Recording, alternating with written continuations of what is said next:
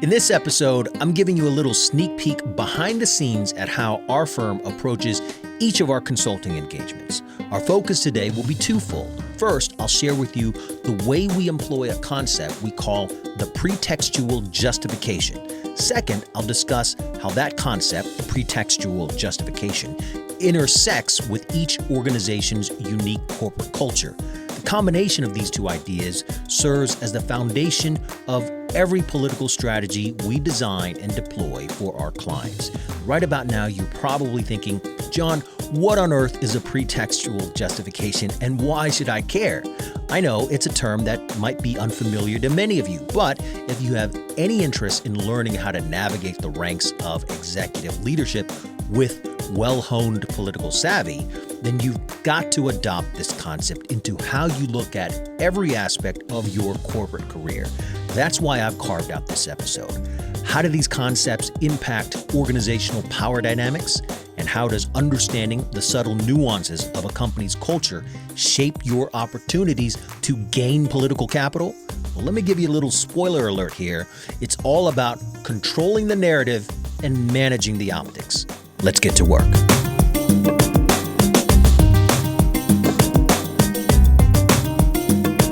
Navigating business politics, mapping your path to power. You're listening to the Durable Leadership Podcast. Here's your host, John Lamb.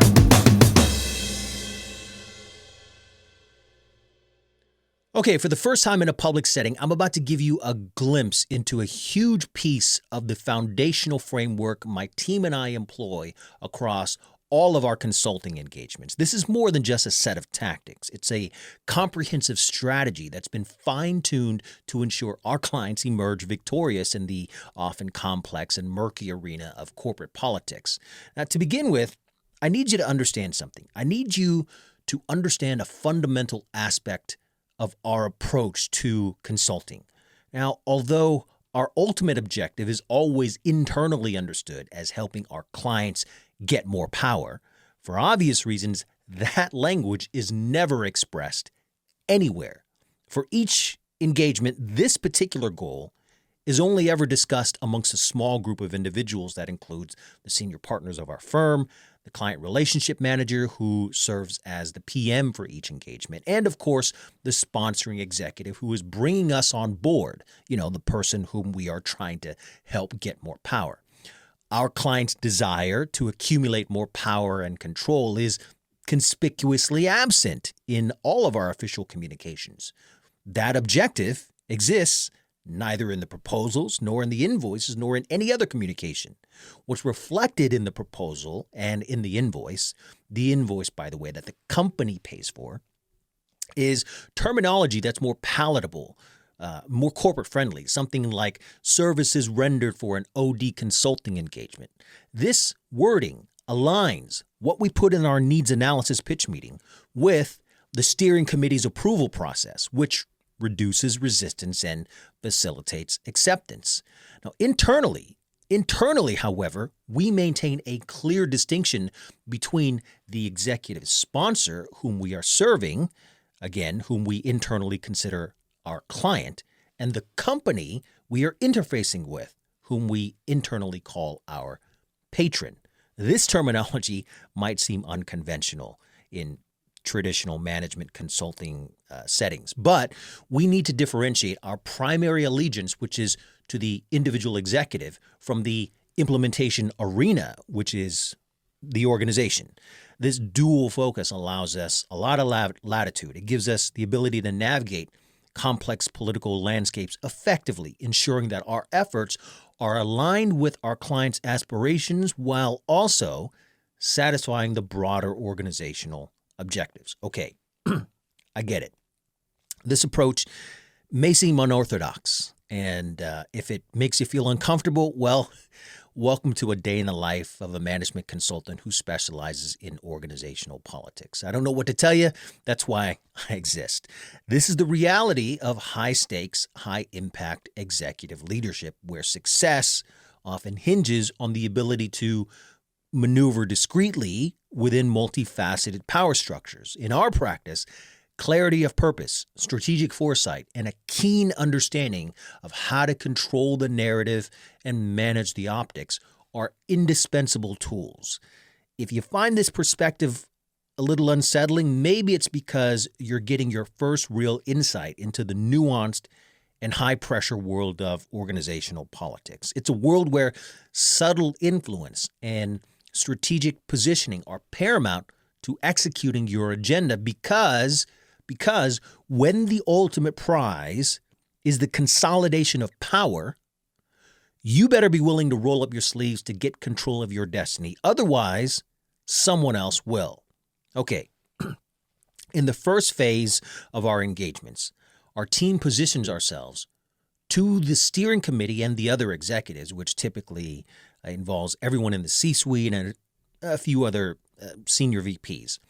We position ourselves under the guise of improving organizational efficiencies. This initial step in the contracting phase is not only to clarify expectations, but also to secure the necessary budget for our consulting engagement, a move that's managed by the executive sponsor. In other words, again, our client. That executive sponsor, our client, presents us as trusted experts in addressing a particular organizational pain point that they are all experiencing. Now, when it comes to the full stack of our consulting services, we only work with individuals who have the authority to make this happen. Anyone who can't muster the internal political capital even to get this done is probably not ready for us to bring our entire team on board. And we do offer private coaching as an individualized advisory practice, but obviously there's only so much that can be done when we're at arm's length and we don't have our team fully embedded. We love to teach and guide junior executives through learning how to accumulate political capital, but without boots on the ground, it's simply not possible for us to have enough intelligence and enough situational awareness to develop a robust political strategy. Now, once on board, our team embarks on an in-depth analysis of the political landscape. We deploy a team of junior consultants and analysts into the organization to gather intel.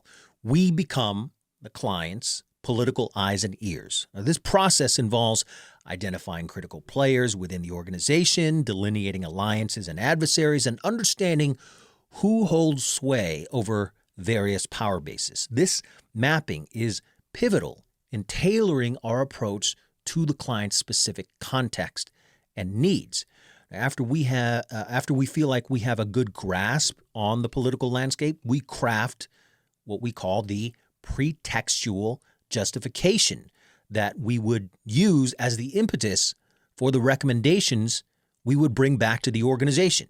Okay, let's double click on that. My goal today is to help you unpack this peculiar consulting term. While it may sound unusual and esoteric, it's absolutely critical for you to fully understand this term if you have any plans to carve out your path to power. So let's dig into the definition. A pretextual justification is a seemingly business-oriented, high-level rationale used to ostensibly legitimize the interventions and solutions proposed by our consulting team.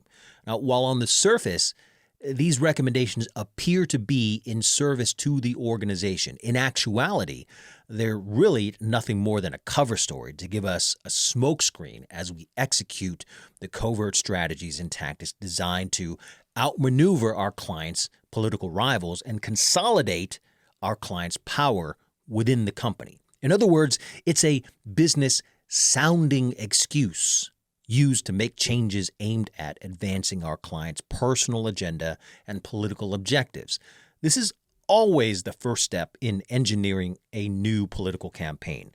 Anchoring our actions to a noble cause that no one in their right mind would stand against, is foundational to lowering our opponent's defenses.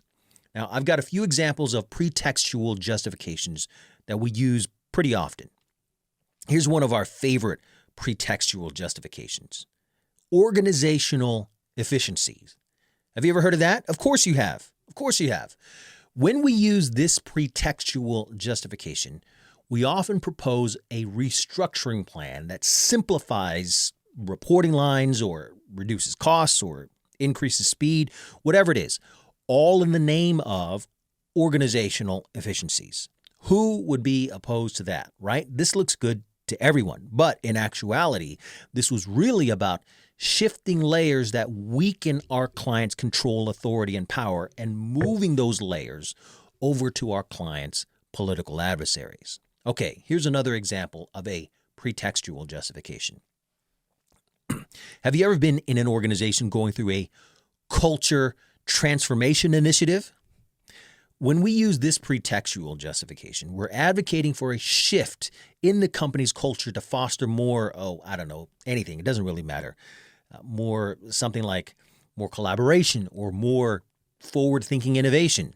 While this sounds like it benefits the company, it's actually a way for us to transfer or fire people who don't support our client. I mean, cough, cough, who don't fit in with the new culture, wink, wink.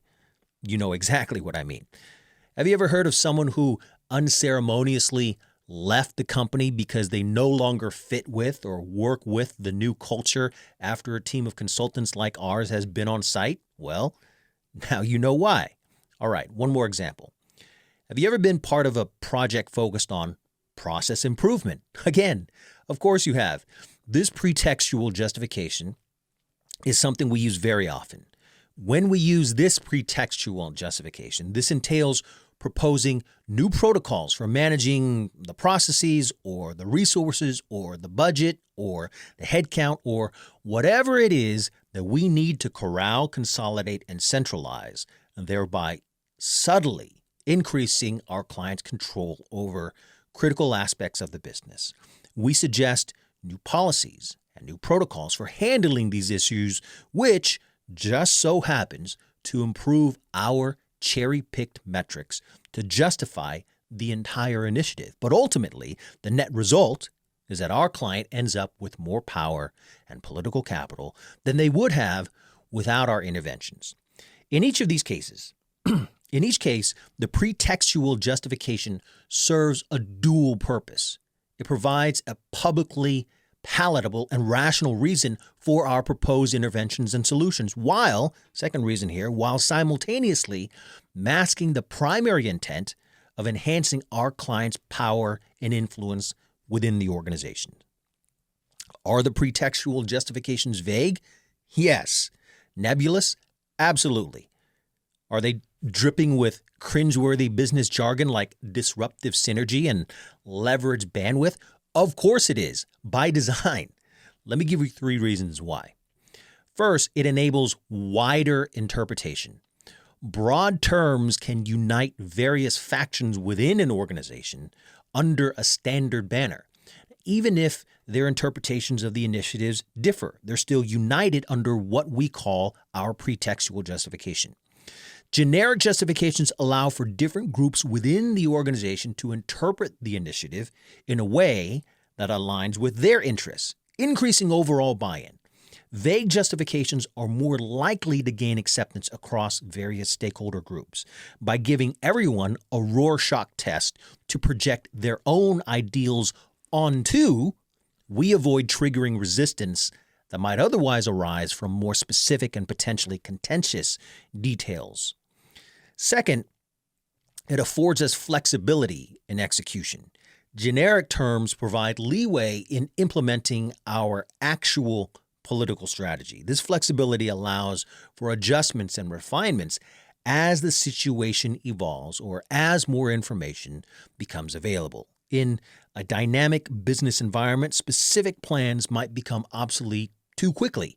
So vague justifications allow for pivoting and adapting without appearing inconsistent. And lastly, it facilitates plausible deniability. In high-stakes corporate politics, disguising our true objective is necessary to navigating the power structures subtly. Vagueness conceals the actual agenda, especially if it involves sensitive power realignments. If the real agenda behind the initiative becomes contentious, Then vagueness allows for plausible deniability. Defending or redirecting a broad strategy is a lot easier and much more accessible than defending or redirecting a specific one. Okay, up next, after a quick break, I have an important warning for those of you who are enthusiastically ready to try your hand at crafting your own pretextual justification. We're going to zero in on one of the most important and most significant blind spots of those who are inexperienced that can turn an ambitious political strategy into a disastrous misstep. So stay tuned. Let's get straight to the point. Politics is not leadership, but you can't be a leader without power. And how do you get and keep power? Through politics. Sounds paradoxical, doesn't it? Well, welcome to my world. I'm Dr. John Lamb. For the past 15 years, I've had the tremendous good fortune to lead a team of management consultants in a very specialized practice. Using our combined expertise in change management, organizational development, and corporate governance, we design, develop, and deploy bespoke political strategies with a singular focus to help our clients win the game of enterprise politics. Here's a gist of how that works. First, before our engagement officially begins, we have a private strategy alignment session to understand our client's executive vision, the current political landscape of the company, and the obstacles hindering our client's accumulation of more political capital.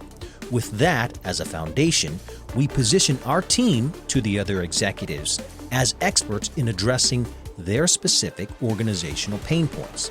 We then deploy a team of junior consultants and analysts to ostensibly collect data for our consulting engagement, but in actuality, they are covertly gathering information on the network of critical stakeholders, alliances, and adversaries.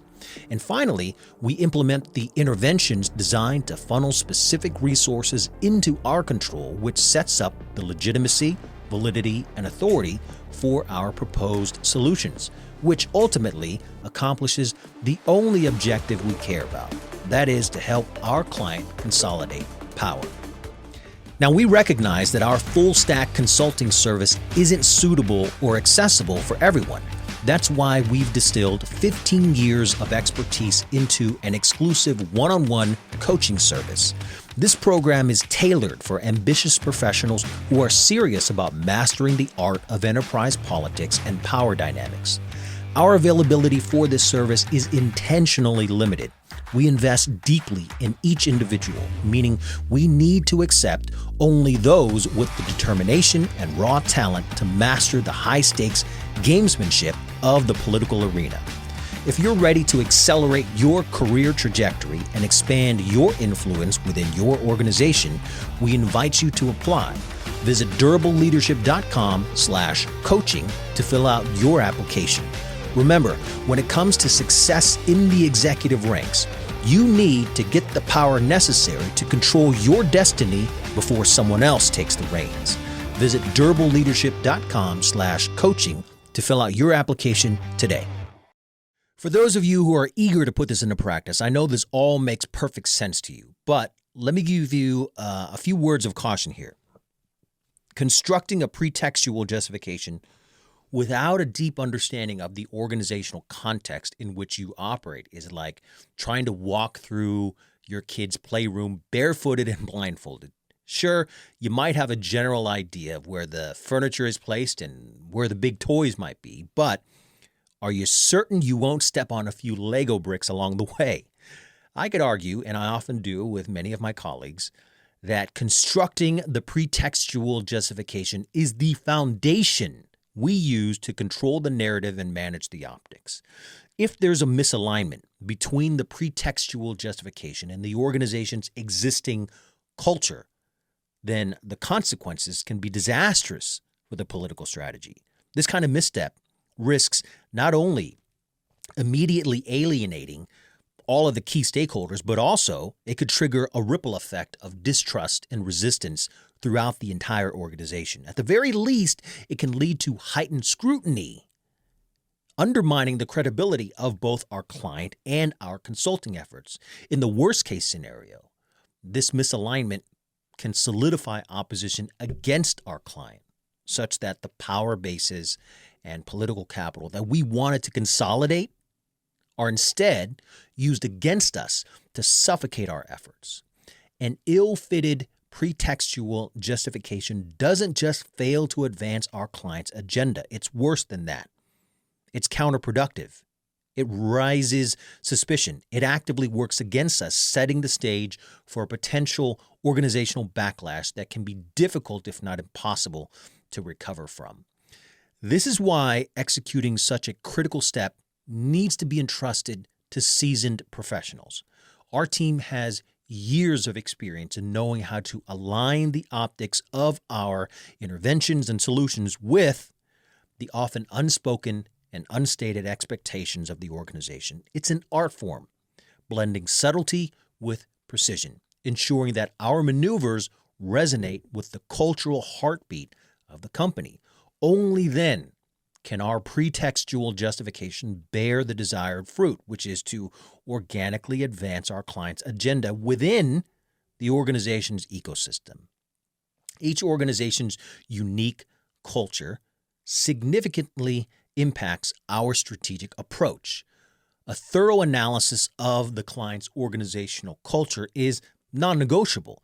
During the discovery process, we apply an extensive corporate culture analysis to get a picture of the organization's ethnography that is as detailed as possible.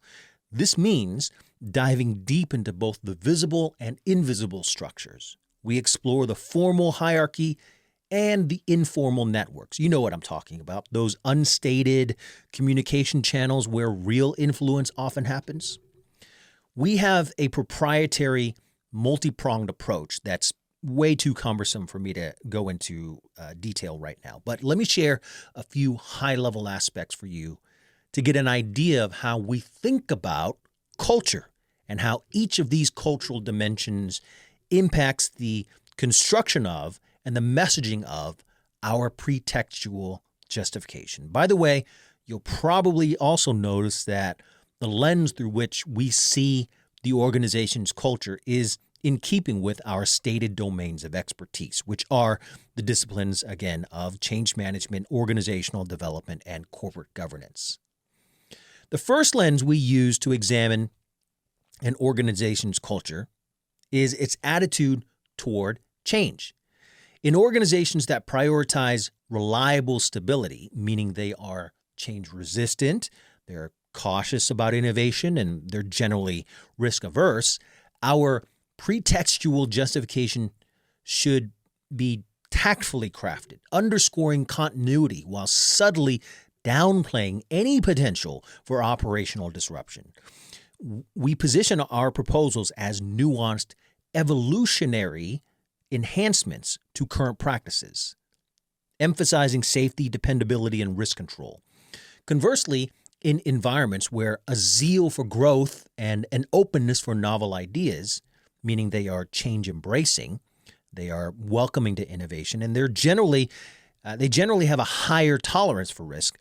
In that kind of environment, our pretextual justifications can adopt a more audacious and creative tone. We can position our strategies as forward-thinking and visionary, framing our ideas as catalysts for transformative progress.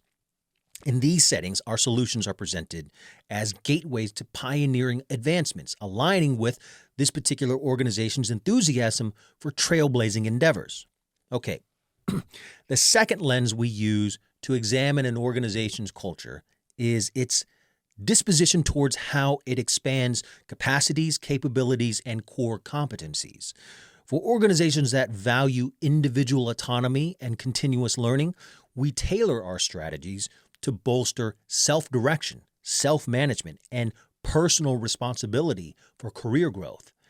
Our tactics highlight empowerment and ongoing skill development. This approach nurtures a culture that values individual excellence by spotlighting personal achievements. In contrast, however, for organizations with a more structured collective ethos, our methods focus on reinforcing coordinated actions, clear guidelines, and collaborative effectiveness. In these environments, we strengthen systematic processes and team dynamics. We concentrate on enhancing existing competencies, consolidating recognized expertise, and we praise collective proficiencies. All of this ensures that our strategies are in harmony with the organization's values for communal ties. The third and final lens we use to examine an organization's culture is its stance on governance. In firms where oversight is stringent, compliance is critical, and decision-making is consolidated, our strategies bolster accountability, transparency, and protocol adherence. We align with their meticulous governance ethos by focusing on the efficacies of executive directives through channels of centralized oversight. We make it explicit that we are honoring established hierarchies in these settings that have high power distance. On the other hand, in more dynamic governance environments, typically known for quick decision-making, our emphasis shifts towards agility and rapid market responsiveness. In these scenarios, we champion collaborative governance and collective input, promoting shared responsibility and inclusive decision-making that honors their established, democratized processes. In these kinds of environments with a low power distance ethos, our tactics aim at empowering the lower echelons and flattening the hierarchies. This mirrors their egalitarian principles. So as you can see, by customizing our pretextual justification to each organization's cultural idiosyncrasies, we facilitate seamless integration of our strategies and thereby amplifying our clients' capacity to proficiently maneuver and exert influence within the corporate power hierarchy. Each cultural dimension shapes how we construct and message our pretextual justification, ensuring they are strategically sound, culturally congruent, and as influential as possible within the unique ecosystem of the client's organizations. Okay, let's distill this down to its essence. Capturing a comprehensive picture of the organization's ethnography isn't just an academic exercise. It's a practical necessity that goes hand in hand with crafting the pretextual justification, which is, again, the foundation we use to control the narrative and manage the optics. Now, armed with this insight, as we dive into the thick of strategizing and designing and executing our political maneuvers, we are then better equipped to predict responses to the actions we take and expand the menu of our tactical options and make our strategy more robust against scenarios that would have otherwise been in our blind spots. All of that is possible because this exercise allows us to confidently answer three very important questions. First, what's the expected organizational reaction to each of our political gambits? Understanding the cultural fabric allows us to predict and anticipate responses, turning potential obstacles into stepping stones. The second question we ask ourselves is, how do we broaden our tactical playbook for enhanced flexibility and agility? A deep cultural understanding opens up a wider array of moves, allowing us to be nimble and adaptable. It's about having more cards in our hand that are better suited for the specific game we're playing. And the last question that we ask ourselves is, how do we fortify our strategy to ensure it's compelling and unassailable? A strategy that's robust needs to be a strategy that's deeply rooted in the nuances of the organization's culture. It's not just about having a good plan. This isn't just about knowing the battlefield. It's about understanding the terrain so well that every move we make feels as natural as if anyone else in the organization could have thought of the idea themselves. Only then does the entire political strategy have any hope of succeeding. All right, let's wrap up. In this episode, we've dissected the concept of pretextual justification and its critical role as the foundation of our campaigns. We also underscored the importance of aligning this component, the pretextual justification, with each organization's unique cultural landscape. This is more than just a communications tactic for message discipline. I argue that it's the linchpin of the entire political strategy. Synchronizing both of these elements is the cornerstone of controlling the narrative and managing the optics. If you're serious about mastering the intricacies of your organization's political landscape and power dynamics, our newsletter is an essential resource. No, this isn't yet another stale and boring newsletter on generic management tips. This is a breakdown of how our team thinks about the intersection of executive leadership, organizational power, and enterprise politics. We give you knowledge graphs and mind maps to help clarify these complex concepts, along with the practical insights that you can put to use right away. It's absolutely free, so don't miss out. Visit durableleadership.com/newsletter to get instant access. Take your first step towards securing your competitive edge. Go to durableleadership.com/newsletter to sign up today. Thanks for joining us. On behalf of the Durable Leadership team, I'm John Lamb, reminding you that power is never given. So make your moves with careful precision. Take care.